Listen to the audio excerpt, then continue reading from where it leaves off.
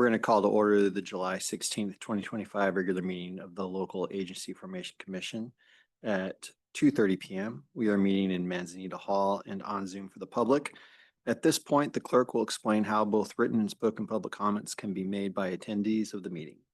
Thank you, Chair. For members of the public, the instructions on how to participate in today's meeting may be found on the published agenda. On Zoom, please use the raise hand feature or *9 if you are calling by phone to indicate your desire to speak. Thank you. Thank you. We'll now proceed to item 1. Roll call, please. Commissioner Ruda? Here. Commissioner Draper? Here. Commissioner Rinaldi? Present. Commissioner Martin? Here. Chair Mueller? Here. Thank you, Chair. We have a quorum. We'll now move on to item 3, an open public comment for items not on the agenda and consent agenda. Please note that LAFCo meetings are a limited public forum, and all public comment must relate to something that is within the subject matter jurisdiction of the board. If comments do not relate to the subject matter jurisdiction of the board, we will stop the comment and move on to the next speaker. The county attorney will assist in identifying comments that are not related to the subject matter jurisdiction of the board. Madam Clerk, please proceed. Thank you. I will first call upon members on Zoom, followed by in person. At this time, we did not receive any written comments for items not on the agenda. And there are currently no virtual hands raised on Zoom or in person. Thank you. Thank you. We'll now close public comment for items not on the agenda or consent agenda. We'll now move to item 3, consent agenda, approval of action minutes from May 21st, 2025. Consideration of LAFCo file number 25-06- proposed outside service agreements for water connection by the City of Redwood City to 3865 Jefferson Avenue, unincorporated Redwood City, parentheses APM 057-270-110 parens. Is there any public comment on this item? There are no public comments at this time. Okay, is there any discussion on the consent agenda? If I may, through the chair, just in front of the commission, there is a revised set of minutes under 3A. There was a minor typographical change to that section of minutes of page 5. Just a correction of whose and apostrophe S to whose, HAOES. So that correction is on the a edited version of the minutes in front of the commission that's been available to them, made available to the public as well. All right, thank you. Any questions from the commission? No, may I have a motion to move the agenda? Motion to move forward. Second. Thank you. Thank you. That was a motion by Commissioner Rinaldi, seconded by Commissioner Ruda. Commissioner Ruda? Commissioner Draper? Oh. Taking the roll. Yes. Commissioner Rinaldi? Aye. Commissioner Martin? Aye. Chair Mueller? Yes. Thank you, Chair. Motion passes. We'll now move on to item number 4, adoption of the municipal service review policy update, teleconferencing and public comment. I actually conferred with my colleagues before we started, and it does sound like there's limited questions with respect to this, so we can have the abridged version of the item. Yes, absolutely. The draft policy update was circulated following the May 21st meeting to the county, cities, special districts, and other interested parties for comment. LAFCo staff received 2 responses from the city of San Mateo and the city of Menlo Park. The responses did not address the policy itself. Instead, they actually answered the questions and provided information about the remote meeting processes and capabilities of the cities. As a reminder, no new standards or requirements are proposed to be established as part of this policy update. So staff recommendations for this item are as follows. 1, open the public hearing and accept public comment. And 2, adopt the MSR policy update. Thank you. Do we have any questions from the commission? No questions from the commission. We'll now open the public hearing for item 4. Madam Clerk. Thank you. There are no virtual hands raised on Zoom or in person. All right, we're going to go ahead and close the public hearing. Do we have a motion for item 4?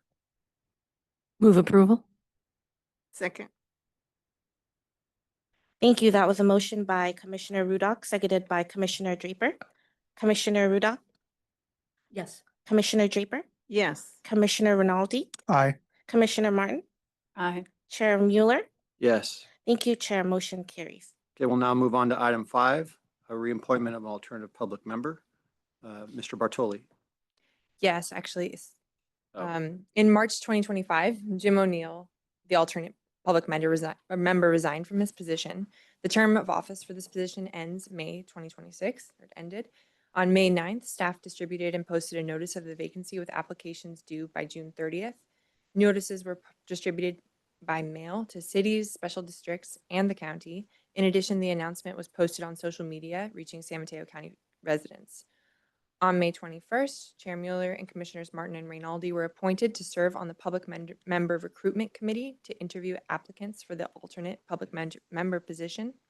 The commission received one application in response to the vacancy.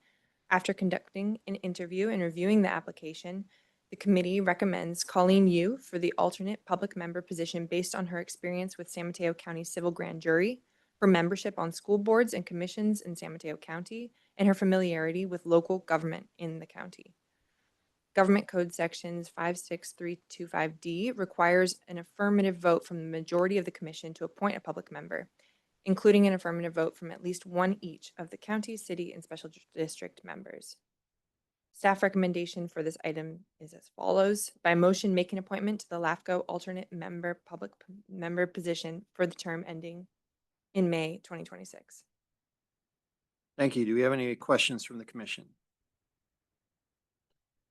Seeing none, we'll now open public comment hearing for item number 5.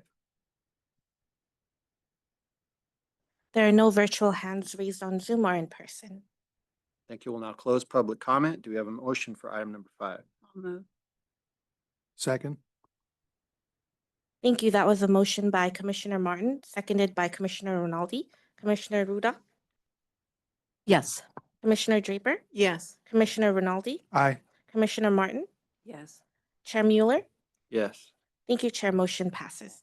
Okay, we'll now move on to item number 6, Broadmoor Police Protection District update. This is an information only item. Mr. Bartoli. And before we can move to that item, if we'll do the oath of office for Colleen Yu now that. she I has been appointed. apologize.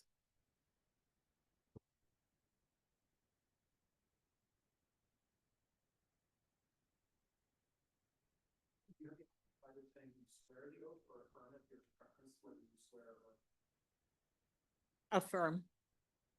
Please raise your right hand. I, Colleen Yu, I, Colleen Yu, do solemnly do solemnly affirm that I will support and defend the Constitution of the United States and the Constitution of the State of California against all enemies, foreign and domestic, that I will bear true faith and allegiance to the Constitution of the United States and the Constitution of the State of California, that I take this obligation freely that I will take this obligation freely without any mental reservation or purpose of evasion, and that I will well and faithfully discharge the duties upon which I am about to enter.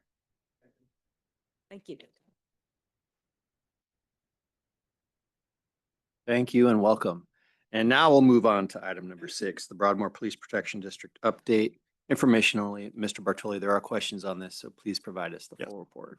Thank you, Chair. At the March 15th, 2023 LAFCo meeting, the LAFCo Commission approved the Broadmoor Police Protection District, the BPPD, special study. Then in May 15th, 2024, the LAFCO Commission meeting, the Commission approved a municipal service review for the Broadmoor Police Protection District. At the January 15th, 2025 LAFCO meeting, the LAFCO Commission directed LAFCO staff to provide updates on a periodic basis regarding BPPD, and this is the next update for this at the July 16th meeting. Also in between those two special studies and MSRs, there have been monthly, or I should say meeting reports on Broadmoor over those last 2 years or so. If we can go to the next slide. The staff report includes responses to several questions from LAFCO staff that BPP provided in a written response dated July 3rd, 2025. The letter from the Broadmoor Police Protection District highlights several topic areas, including budget and finance and staffing. Related to budget and financial information, the district adopted budget for 24-25 projects a surplus of approximately $545,000 for the upcoming fiscal year. The budget includes information about 24-25 budget and actual revenue and expenditures. However, those projected revenues and expenditures are actuals only through April 2025 and do not include a full projection of the fiscal year. According to Broadmoor's response to LAFCo's request for information, the estimated ending fund balance for fiscal years 23-24 was $1.2 million, and it's estimated for 24-25 at $2.3 million. In general, the revenue to the district is projected to increase to $3.8 million, which is a $900,000 increase from fiscal year 23-24, when Broadmoor last projected a deficit. Total expenses in 25-26, which totals to $3.28 million, is lower still than what was in the budget for 23-24, which was $3.3 million. The large majority of that revenue is directed from the supplemental parcel tax, which we'll talk about in a moment. In addition, the Broadmoor Police Protection District is currently working on its audit for the fiscal year ending 2024. They have a new auditor. I do not know whether it's a new auditing firm or just a new staff person to conduct that audit for that fiscal year, and the date of completion for that audit is not known at this time. For various actions in 24 and 25, the district hired NBS, which is a financial consulting firm, to both audit parcels within the district and collect the outstanding Broadmoor Police Protection Supplemental Parcel Tax. Per the district, there were numerous instances of the tax not being collected in the correct amount approved by the district. The majority of these issues, again, per the district staff, have been corrected for the 24-25 property tax bills. And MBS is stating that they have continued to work on this matter through this contracted year. The increase in revenue that's shown in the 25-26 district budget largely comes from an increase of supplemental property tax as the budgeted revenue for 25-26 is now $1.1 million, up from almost $800,000 in 24-25.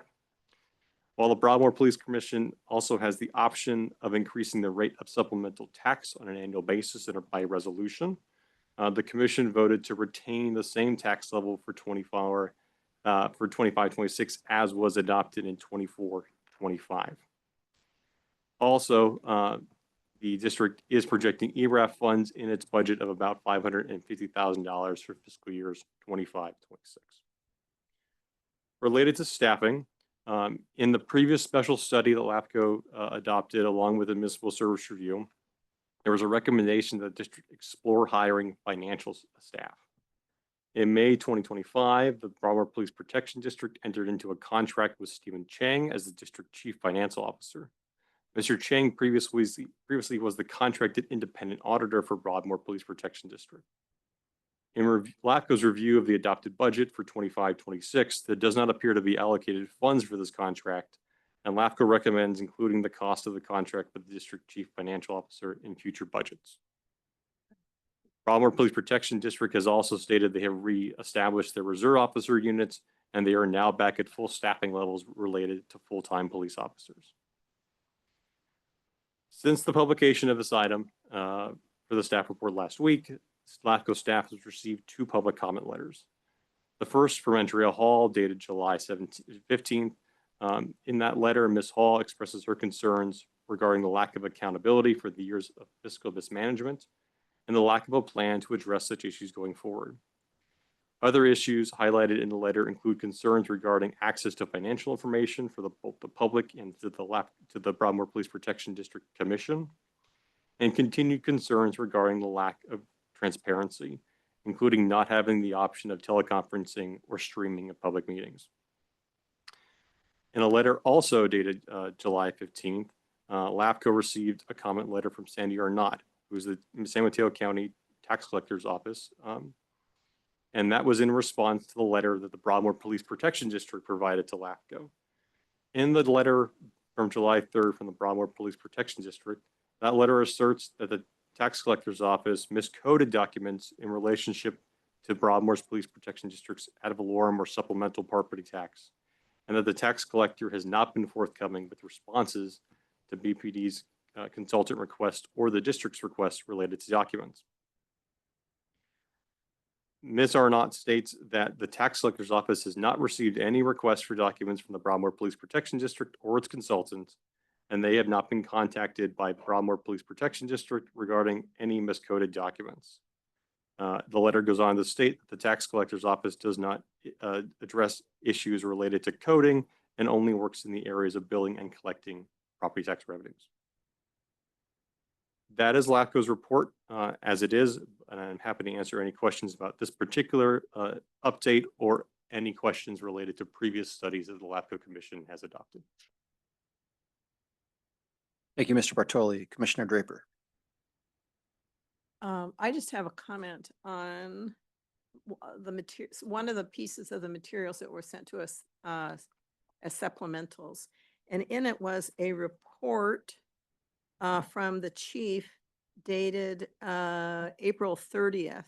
And it's item 4 on the list in his report. And it says, due to mapping and or clerical errors contained of the records of the San Mateo County LAFCo Commission are incorrect. And I wanted to say that the LAFCO creates municipal service reviews, MSRs, and uses the best available data at that time from governmental agencies, including Broadmoor. And then we go through a process to say, is this correct, among other things? And for those of you on the commission that were through that, we went through quite a lengthy set of hearings to make sure that it was correct. People sometimes didn't like the information that they heard, but at the end they said, yes, it's correct. So I think it's important for the record to know that the materials in that municipal service review are not of the LAFCO, but rather of the prepared by other governmental agencies that were collected into a report. And it was the best available at that time.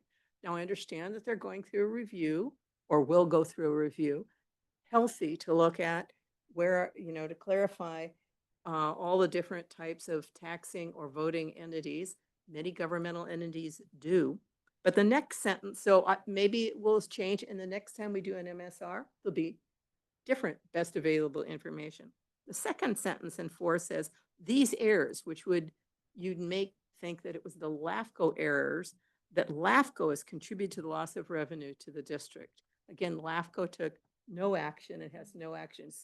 Similarly, as Ms. Arnott is saying, we don't do coding. We don't do those. LAFCO does not do that data. And I think the record should just show, although that is not materially in front of us, although it was submitted, that it's important to make sure that the record is clear about our role versus the role of others. So that's my comment. Thank you. Good comment. Thanks. Commissioner Martin. I want to thank Commissioner Draper. Thank you. Alzheimer. Draper for bringing that up. It was a concern of mine as well. Thank you very much.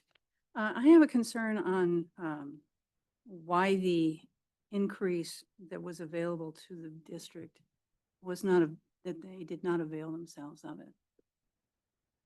Do we have anybody here that could speak? I would defer that to, there was staff and two commissioners from the Broadmoor Police Protection District here, and that might be a time through the chair, either at public comment or at this discussion point, to be able to ask those questions of the district. So why don't we go ahead and make a list of all the questions and bring them up? That's Is that the only one? okay. No. No, there Yes, is. that is my only. Okay. We're still going to take any other question. Well, first, let me ask any other questions from the commission? No. So we'll ask. So let's go ahead then and open public comment. And Thank you. We have one virtual hand raised on Zoom from Mr. Michael G. Colantonio.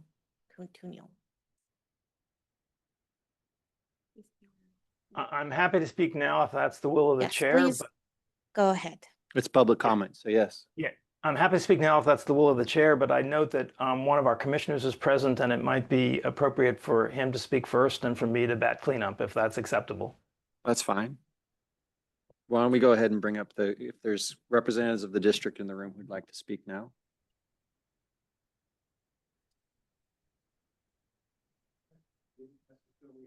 Well, your colleague on the line said he thought one of you in the room might have a comment to make. Do either If of they you? don't, I'm happy to speak, but I don't want to get out in front of my client. Well, please go ahead and walk up to the microphone.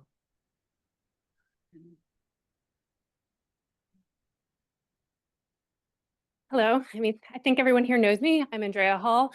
I've written many letters to LAFCo in the past, and I was last year I was elected to the Broadmoor Police Commission, and so I sat at the commission meeting in which the increase to the parcel tax was not approved. My reason for approving the decision to not increase it was that the staff report that was put in front of us recommended not increasing it, and I felt, given the community's reticence to be taxed additionally, as was shown by their rejection of Measure I last year, I felt that it would be irresponsible in light of clear community sentiment against it, and in light of the staff report recommending that we not increase it, to increase it. All right, thank you. I'm happy to answer any other questions. Does anyone have any questions? No. So we should, Ms. Martin, who did you want to direct your question to? Anyone? She has answered it. She's answered it? Okay, then we're set.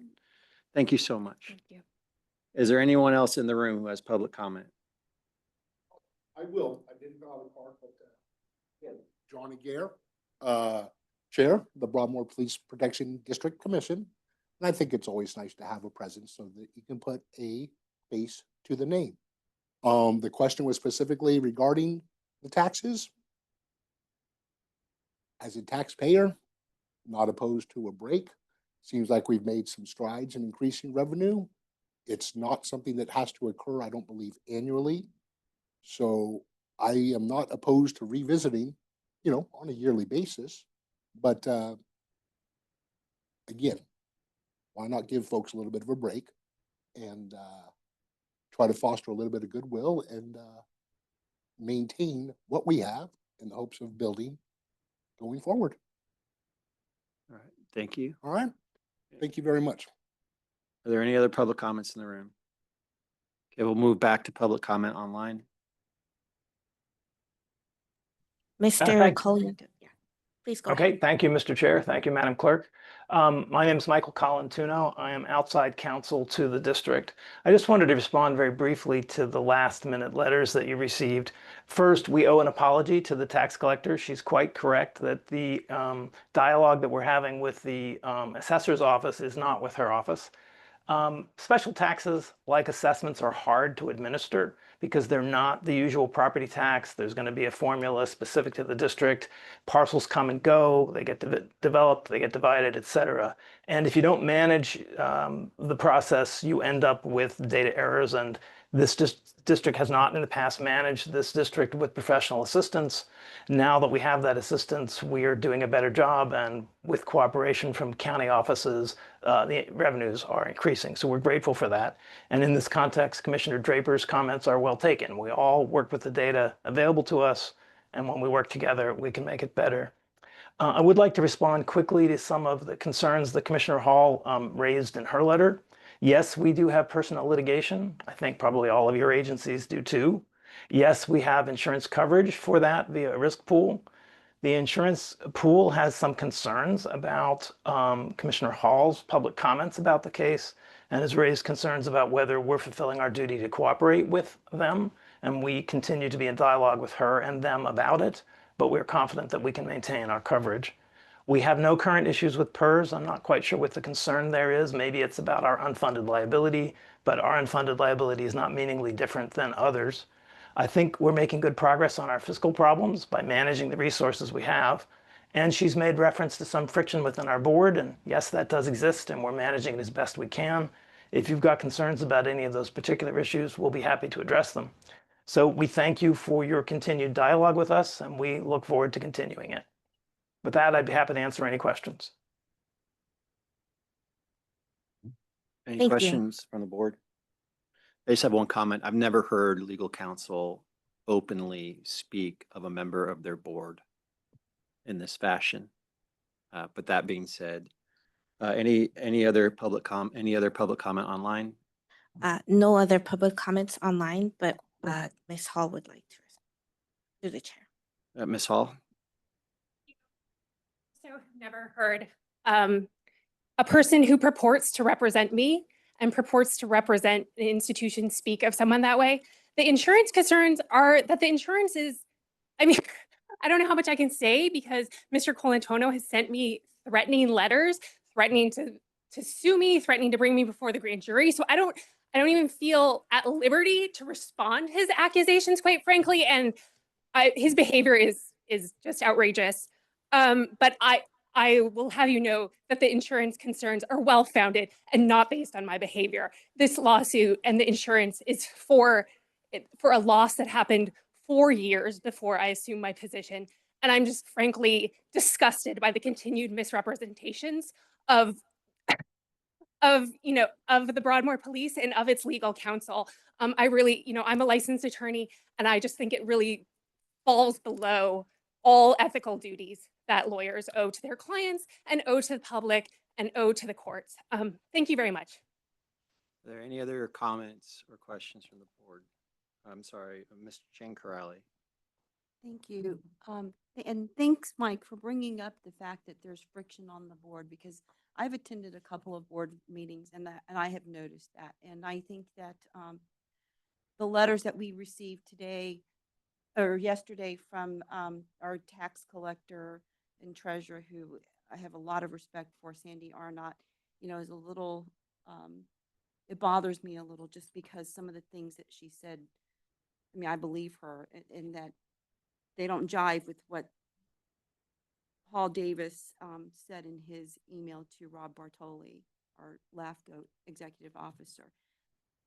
I'm not going to go, I mean, we've talked about like all of the finances and just the issues that the district faces, but I do think that governance is a problem. I think that watching the meetings, I appreciate that the chair has been as diplomatic as possible, but at the same time, I see that the newest commissioner on the board is not being treated with respect and actually to a certain degree disdain, because she's asking for information which actually she's entitled to as a representative of the taxpayers and the public of that district.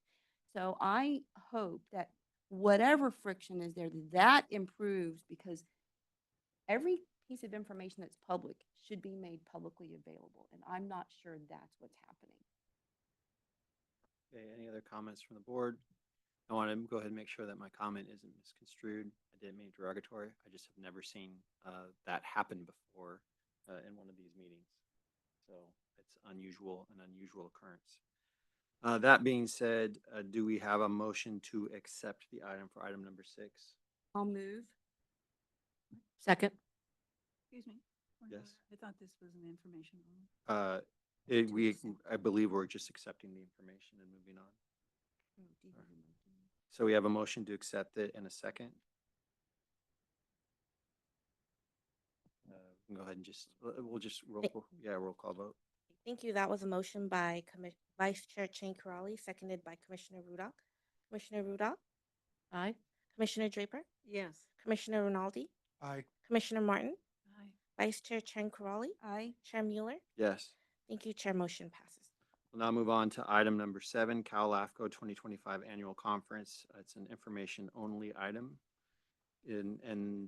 Cal LAFCO nominations for the 2025-2026 board members and voting delegates at the 2025 California Association of LAFCO's Cal LAFCO Annual Conference. Mr. Bartoli. So there are a series of Cal LAFCO items. I'll start with item 7A, which is the annual conference. We anticipate that registration for the Cal LAFCO 2025 annual conference will be open relatively soon. That conference will be held on October 22nd through the 24th in San Diego. Typically, the early bird registration ends at the end of this month, but we don't have any additional information about when it will be open, so I will let you know more about that, and when those details are on the website, I will send registration out.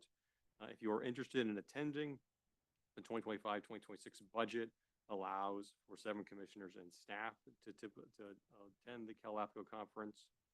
So please get in touch with me if you are interested in attending the LAFCo Commission conference in October. Item 7B is the LAFCo nominations for 2025-2026. So LAFCO has announced that the nominations are now open for that particular item for the board's directors. The LAFCO Recruitment Committee is now accepting nominations for a city member and a public member in the coastal region, of which San Mateo LAFCO is assigned. And there's a map that's attached to the packet. And the elections for that board will be conducted during the LAFCO conference on October 23rd. Nominations are due Friday, September 19th, and a required nomination by the commission would be needed to be uploaded to LAFCO by that date, along with the submittal of an attached candidate resume form. So again, if you are interested in having a nomination, we can have an action here or at a later meeting. Again, contact me if you have any information or are interested in applying for one of those positions.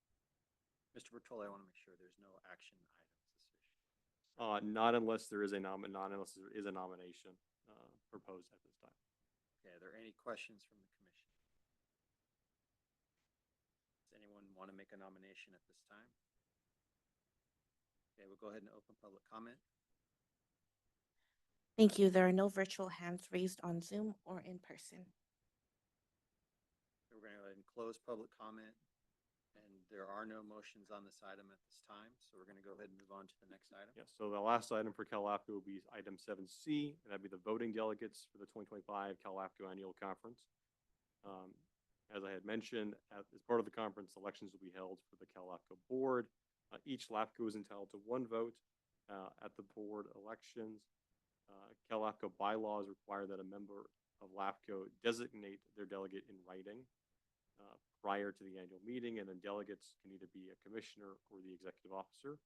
In years where the chair have attended the conference, the chair has been designated as the voting delegate, other commissioners the alternate, with the executive officer as the last alternate potentially.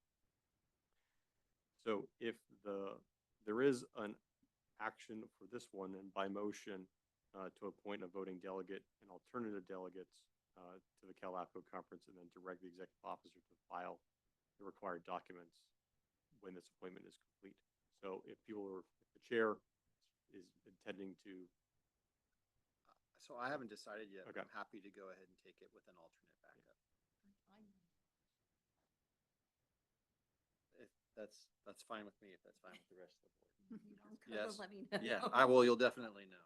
And so, and I anticipate this delegation happening relatively soon, though we'll get the paperwork. So part of the motion then is to delegate me to complete that paperwork once the voting member has been established. And with the I'll alternates. make a motion to appoint the chair, Chair Ray Mueller, to be the voting delegate, and for me to be the alternate, and whoever else wants to be the alternate, whoever's going. It doesn't have to be just me. And to direct the executive officer to send this information to LAFCO. Does anyone else want to be an alternate? Debbie, you can't. Steve. Okay. I'm happy to second the motion, but we need to figure out who the alternate is. I'm definitely, I have to go. Sure. So, Okay. please. I don't know You if can we're- also, Yeah, if we we- have had times when the EO has been the Yeah. second alternate, Yeah. basically. Yeah. And I can plan it. So So we can add that, Rob. I'll make a motion to include you as the second alternate. So that means Chair Mueller will be the voting delegate, and the 2 of us will be alternates. yes. So you got a second right here for that motion. Thank you. That was a motion by Vice Chair Crankrally, seconded by Commissioner Rinaldi. Commissioner Rudock, Yes. Commissioner Draper, Commissioner Rinaldi, Aye. Commissioner Martin, Aye. Vice Chair Crankrally, Aye. Chair Mueller. Yes. Thank you, Chair. Motion passes. Okay, we'll now move on to item 8, Special District Risk Management Authority Board of Directors election for 2025. Thank you, Chair. The Special District Risk Management Authority, or SDRMA, provides working compensation and other insurance coverages to public agencies in California, including San Mateo LAFCo. SDRMA is governed by a 7-member board, and every 2 years it conducts elections for its board of directors. As we are a member agency of SDRMA, San Mateo LAFCO is eligible to vote in this upcoming election. For the 2025 Board of Directors elections, there are 5 candidates running for 4 available seats. Tom Wright, Mike Schaefer, Robert Housley, Virginia Jane Corrali, and Stephen Rutgers. An SDRMA Elections Committee packet has been provided as attachment A to the staff report. The recommendation by staff is to provide direction to the executive officer regarding the nominees for the SDRMA Board of Elections and authorize the executive officer to submit the required election documents by September 22nd, 2025, which is the deadline for the elections. Thank you, Mr. Bartoli. Do we have any questions from the commission? Commissioner Draper. Well, I've looked at all the candidates, and our commission member, Virginia Jane Corrali, just has outstanding qualifications. Do we need to make a motion to have you vote for our commissioner on that? So yes, that would be the direction. So you could direct, as the contact for SDRMA, I am Okay. the voting delegate. Okay, So the commission should give direction to the executive officer to vote for any combination of candidates that the commission would like to. okay. Well, I would like to put that one of your votes be for Virginia Jane Corrali. She has outstanding qualifications for this position. I'll be happy to second that. Okay, so we're going to take public comment. Thank you. We have no virtual hands raised on Zoom, but one in person. Miss Catherine Slater-Carter. Sorry, I forget about buttons. I push them so often. I recommend Virginia Chang Corrali. She has the financial experience and knows how to read the markets and what's coming, which is an important thing for SDRMA. As you know, CalPERS got in a lot of trouble one year, and we need to be very, very sure for special districts with all the constraints we have on our budgets, that we have somebody on the board who can keep their feet on the ground. So I recommend Virginia, and I've watched her do finances. She's awesome. I would vote for her if I were on the board. And I would not vote for any others because I think it's important that Virginia get on SDRMA. Thank you. Any other public comment? There are no other public comments at this time. Okay, we'll go ahead and close public comment. We have a motion and a second. Go ahead and take a roll call. Thank you. That was a motion by Vice Chair Jane Corrali, seconded by Commissioner Rinaldi. Commissioner Rudolph? Aye. Commissioner Draper? Yes. Commissioner Rinaldi? Aye. Commissioner Martin? Aye. Vice Chair Chang Corrali? Aye. Chair Mueller? Yes. Thank you, Chair. Motion passes. Thank y'all so much. We'll now move on to item 9, legislative report information only. Thank you, Chair. This is a summary of just 2 bills that I will highlight from the staff report on this item. The first bill is SB 777 regarding the abandoned cemeteries. Since publication of your staff report on July 9th, SB 777 was majorly amended. The new version now proposes that the Cemetery and Funeral Bureau convene a work group to discuss options for ensuring continued care, maintenance, and embellishment of abandoned cemeteries. The work group would be required to provide a report to the legislature by January 1st, 2026. My understanding is that LAFCo has not updated its stance on the bill yet from opposed, since it hasn't had a committee meeting since June 2024. So, sorry, June 24th. So that is still pending. The second bill is SB 707, which addresses meeting and teleconference requirements. The bill would introduce teleconferencing requirements to more legislative bodies. And LAFCo has no position on this bill at this time. Thank you. Thank you. So there's no public comment on this item. Commissioner Chin Corrali. Yes, I just want to give everyone an update on what happened with SB 777, which is basically, it involves the cemetery and the funeral bureau. And it's something that our commission voted against. We actually supported the opposition letter that our EO wrote, and I think it was a great decision. At our last LAFCo Legislative Committee, this was brought up again with revisions, and the Ledge Committee unanimously and very strongly stuck with the opposed position. So I think there may be some more updates. We won't know until the next Ledge Committee meeting, which I think is July 24th or somewhere around there, 23rd, next week, I think. So I'll give y'all an update, but as it stands, you know, you have LA County LAFCO, you have like at least 12 LAFCOs, and a lot of them from the coastal region, which is in our area, who want to stay with the opposed position. So that's an update. Thank you. Thanks. Any other comments from the board or from commission, excuse me? Nope. All right, we're going to go ahead then and move on to item number 10, commissioner staff reports, information only. Mr. Bartola. If I may through this year, just very briefly for a update on our municipal service review schedule. Right now, we are working with the towns of Portola Valley and Woodside on several of the questions that we have for our MSRs. We anticipate that those actually will slide a little bit in our schedule. They have both, Portola Valley has an interim town manager right now. Woodside's town manager just came on board. Portola Valley is dealing with a number of financial issues that they're working through. So some of the questions that we're asking, I think, will be answered as they work on those issues and we can come out with reports. So we anticipate that those reports for those two agencies will probably move to November. However, County Service Area 7, the Los Trincos County Maintenance District, and La Honda Lighting District, we do anticipate having those MSRs in September. So we'll have the draft version for those three agencies in September, final version in November, and the drafts anticipated for Portola Valley and Woodside at our November meeting with final adoption for those two reports in January. That's just a quick update on our MSR schedule. Thank you. Are there any questions or comments from commission or any reports from commissioners? Commissioner Chincarelli. Sorry, this will be short. I just wanted to let everyone know that I got an email from the Housing